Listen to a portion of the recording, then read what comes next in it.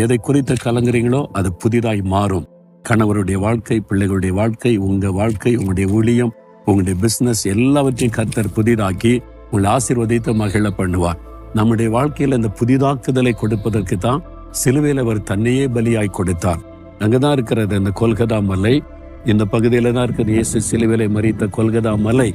அங்கதான் அவர் ரத்த சிந்தி மறித்து பலி செலுத்தி நம்முடைய வாழ்க்கையை புதிதாக அர்ப்பணித்துக் கொண்டார். அங்கதான் இயேசு உயிர்த்தெழுந்த இடமும் இருக்கிறது. புதிதாக்குதல், மறித்த இயேசு புதிய ஒரு சரீரத்தோடு உயிர்த்தெழுந்தார்ல, உங்க வாழ்க்கையில புதிதாக்குதல் நடக்கும்.